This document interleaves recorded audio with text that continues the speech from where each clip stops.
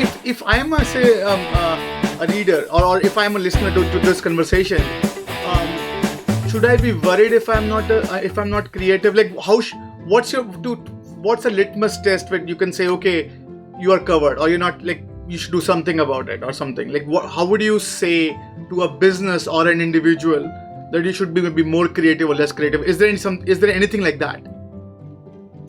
Yeah, it's funny. It always breaks my heart when I hear people say, "Oh, I'm not that creative," or "That's not for me," because again, it's so true that like we are all creative. We all have the capacity to be creative. That would like someone saying, "Well, I could never learn to speak, or I could never play tennis or something." Like you could learn it. We all can learn it. And it also bugs me when someone says, "Oh, here's my company tour. The creatives sit over on the second floor." Like, no, the creatives are everywhere. We're all creative, period. Again, some of us have developed the skill more than others. Nothing wrong with that, but we all really can be creative. So there's no person out there that is not creative, that can't read the book. It's the opposite. In terms of, could you be too creative? I don't think you could be too creative, but I think you shouldn't be irresponsible. The book doesn't encourage you to take crayons and draw all over the walls. The book encourages you to use creativity for productive results, not just for the sake of it. But I do want to answer your question. I think of creativity a lot more like your weight than your height. So for me, I'm a pretty short guy. As much as I try, I'm probably not going to be 6'4" in a couple weeks. But I could grow or shrink my weight based on factors, nutrition, exercise, etc. And creativity is just like that. We can't control our heights, but we absolutely control our weights, and you can control how creative we are. If someone wants to take a quick jump on the scale, though, to see how they're doing, I put together an assessment. It's totally free, by the way. It's at biglittlebreakthroughs.com. It's really short. It's like 5 minutes. And it gives you a sense of like your weight right now. Like, how are you sitting right now creatively? And it points out a couple areas where you might want to focus on improving them. It's not criticizing you in any way. And again, everyone's weight can change over the years. It's just giving you a snapshot of where things look today and what areas might need a little extra boost. And I'm curious to know your point of view when it comes to other sort of frameworks on creativity. So when you say design thinking on other things, like, do you think from your vantage point, if these things work, or how would you grapple if someone says, okay, can I follow a framework, or do you think it's just some like, how would you say that? Yeah, I think frameworks in general are very productive. As mentioned, I play jazz music. It's my passion. And so when I play with a group of jazz musicians, less than 1% of the notes are on the written page, and the rest we have to improvise as we go.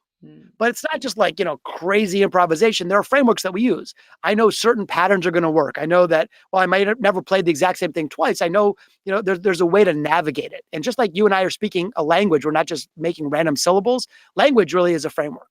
And so I think frameworks in general are very good and helpful to provide a little scaffolding to help people kind of get their creativity surfaced. Whether someone chooses to use design thinking, which is great, or a different framework, I don't think that there's one size fits all. Just like when I play jazz, there's not like one scale that you'd never use anything other than that one scale. I mean, a G chord is beautiful, but so is a C minor chord. Like there's many ways to do it. But I think the notion of frameworks is really productive. I share one in Big Little Breakthroughs. I shared a different one in my first book, Disciplined Dreaming. But I don't even think that there's a one size fits all. I think the more we learn about multiple frameworks, it's like learning multiple chords to play. It only is going to elevate your art.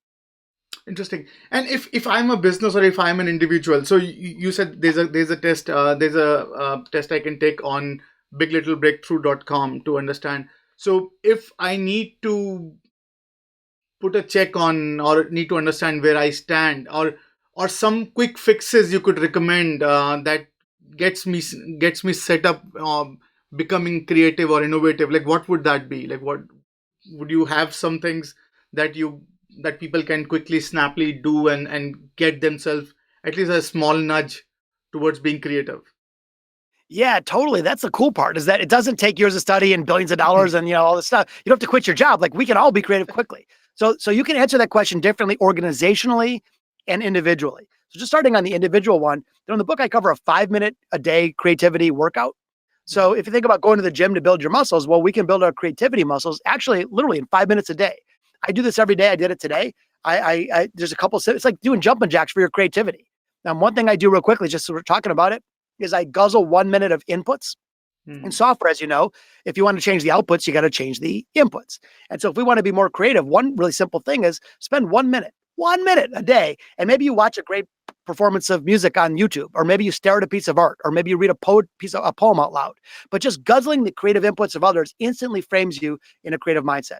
Second thing I do is I give myself some weird random problem, and I can give you some if you want, but like one would be, what are 6 alternative uses for a pencil? Or if I had to market 10,000 ball bearings in a non-traditional way, what could I make those into? And you might say, oh, you can make them as weights to hold down curtains, or you could use them for confetti at a punk rock concert, or you could use them as robot caviar. Like, so the idea is, using, again, the goal here isn't to have output. It's not work product related. It's to build the skill. So that's one thing we can do very quickly. Another thing I've suggested people do is try this. It's really fun. A 5% creativity challenge. So and this works organizationally and individually. As mentioned, we spend most of our professional lives being heads down, where we're getting the task done, crossing stuff off of our to-do list. But if you take 5% of your time for 21 days being heads up, here's what that looks like. 5% of a 40-hour work week is 2 hours. Schedule 2 hours a week as if it was the most important meeting that can't be broken. And in that 2 hours, it could be like, even if they're 4 30-minute sessions, doesn't have to be all at once. That's time where your head's up, where you let your mind wander, where you doodle, where you explore, where you click on a link and go down a rabbit hole and just let your mind listen to music, or just do some of the exercises even in the book. And here's what's happened. I've done this to thousands of people around the world. First thing I hear back is a 0% drop in productivity. 0. So magically 40 hours of work gets smushed into 38 hours. No one misses a beat. Second thing I hear back, week number 1, people say, oh, this is so frivolous. I feel like I'm cheating on my boss. Like, this is horrible. I feel so, embarrassed. But by the last week, just a couple weeks later, they say that is the most productive time they spend all week by far. This is where ideas come to life, where you reconnect the dots, where you get re-engaged. And I've seen people say, oh, there's no way, this is a stupid thing. Try it for 21 days. And then years later, they're still doing it. So again, I think there's some really accessible things that don't require a bunch of time, money, or energy that can get the juices flowing very quickly.